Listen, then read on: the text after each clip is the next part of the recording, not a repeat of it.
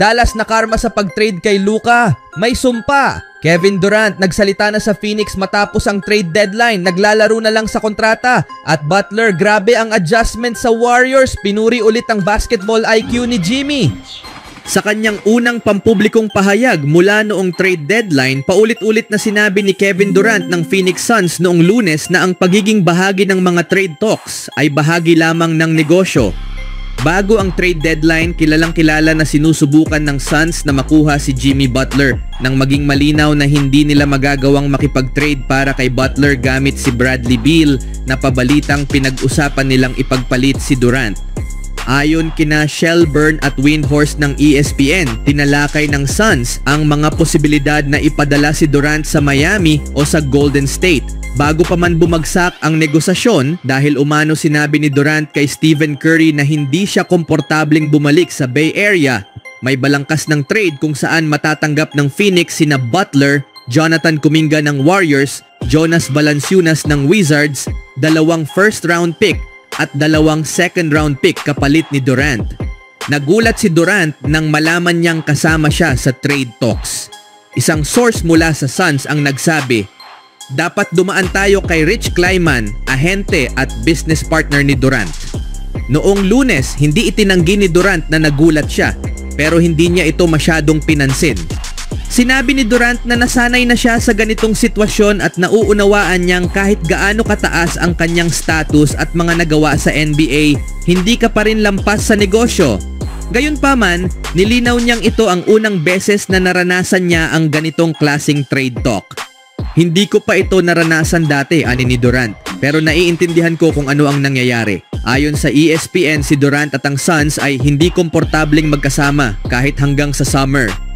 Sa kanyang panayam, sinabi ni Shelburne na narinig niya na ang shoot-around ng Suns sa Oklahoma City isang araw bago ang deadline ay sobrang awkward at kakaiba dahil parang lahat ay kinakabahan.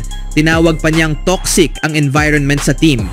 Narinig ko na sinabi ni Ramona Shelburne na toxic ang locker room namin, sagot ni Durant sa mga reporter. Sinubukan kong ipaliwanag sa mga taong hindi masyadong malapit sa larong ito na madaling sabihin na hindi konektado ang locker room namin kung dumating ka lang doon 45 minuto bago ang laro, kung saan lahat ay nasa game mode at hindi masyadong nag-uusap. Maraming players ang nasa training room, iba nasa weight room. Hindi ito yung tipong warm at welcoming na lugar bago ang laro. Noong nakaraang summer, eligible si Durant na pumirma ng 1 taon na extension sa Phoenix. Noong Nobyembre, sinabi ng may-ari ng Suns na inaasahan niyang pipirma si Durant ng 2 taon na extension na nagkakahalaga ng $100 at $20 milyong kapag naging eligible siya sa summer ng kasunod na taon. Sana dito na niya tapusin ang kanyang career sa Phoenix, sabi noon ni Ishbia.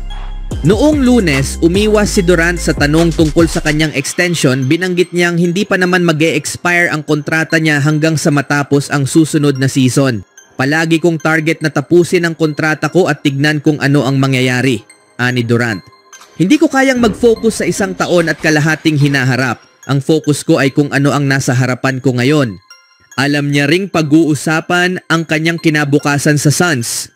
Ang pinaka-frustrating na parte ng pagiging kasama sa trade talks, ani niya, ay ang pagiging laging nasa mata ng publiko. Ang body language ko, kung paano ako sumasagot sa inyo pagkatapos ng laro, kung paano ako tumitingin sa bench, lahat yan ay lalong bibigyang pansin. Nakakainis, pero tulad ng sinabi ko, parte ito ng negosyo na kailangan kong tanggapin, ani ni Durant. Pero kung mag-focus ako sa dapat pagtuunan ng pansin, yun ang magiging sentro ng atensyon. Kapag naglaro kami ng maayos, yon ang mapapansin ng tao.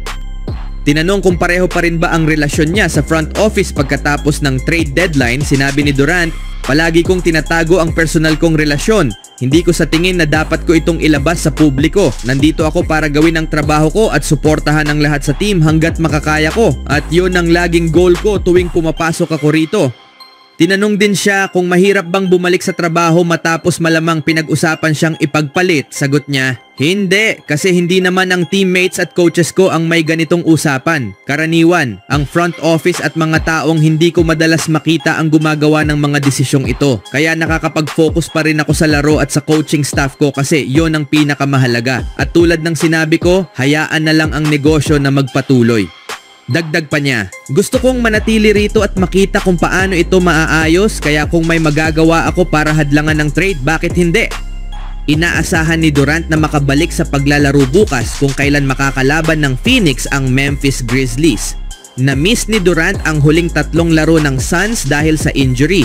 Sa kasalukuyang season, nasa ika-10 pwesto sa Western Conference. Sa sumunod na balita naman, ang Dallas Mavericks ay nagkaroon ng magulong 10 araw matapos ang trade ay nakatanggap ng matinding batikos sa prangkisa. Ang pag-trade kay Doncic ay naging lubhang hindi gusto at si Mavs GM Nico Harrison ay umano'y nakatanggap ng death threats. Ang hindi magandang deal na ito ay hindi isang sorpresa.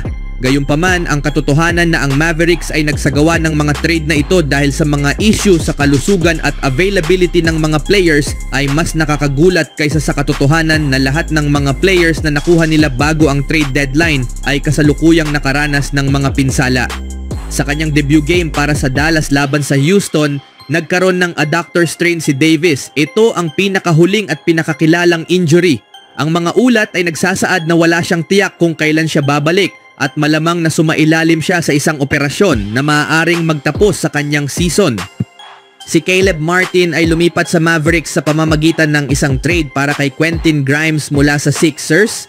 Ngunit nabigo si Martin sa kanyang physical test kaya napilitan ng Sixers na magpadala ng second round pick sa Dallas upang tapusin ang trade. Dahil sa pinsala sa kanyang balakang, inaasahan niyang mawawala siya ng 2 hanggang 3 linggo. Sa kabilang banda, si Max Christie sa kasamaang palad ay nasa listahan bilang doubtful para sa laro ngayong araw ng Mavericks laban sa Sacramento Kings. Sa kanyang unang 3 laro sa team, nag-average siya ng 17.7 points, 5.7 rebounds and 3.0 assists. Ang mga injury issues ng Dallas ay nakakatawa para sa mga fans na tinatawag na Doncic curse dahil ngayon ay tunay nilang nararamdaman ang kakulangan ng mga kapalit ni Doncic sa halip na ang mga speculation na magiging problema niya sa hinaharap na siyang dahilan ng pag-trade. Ang trade na ito ay nagiging mas ironic dahil si Doncic ay inaasahang magbabalik at magde-debut para sa Lakers ngayong araw laban sa Utah Jazz. Ang ilang mga kilalang sumpa ay matatagpuan sa kasaysayan ng NBA. Ngunit kung si Doncic ay manalo ng isang championship sa LA at ang Dallas ay hindi makayanan ang kanilang mga issue sa injury, ang mga fans ay patuloy na itinuturing na bahagi ng Doncic curse.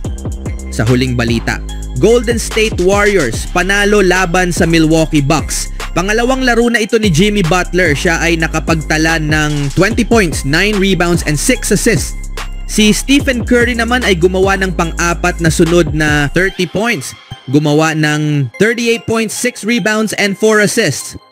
Nag-ambag naman si Buddy Hield ng 16 points and 7 rebounds. Sina Moses Moody at Quinton Post ay gumawa ng magkaparehong score na 13 points. Matapos ang laro, sinabi ni Kerr na naging madali ang pag-a-adjust ni Jimmy Butler sa Golden State at ito ay dahil sa kanyang talino sa laro. Talagang may kamangha-mangha siyang pakiramdam para sa basketball. Ang kailangan lang naming gawin ay bigyan siya ng ilang plays namin pero bukod doon basketball lang ito. Ang susunod na laban ng Warriors ay sa Huwebes kontra sa Dallas Mavericks. Ano ang masasabi niyo mga kaibigan?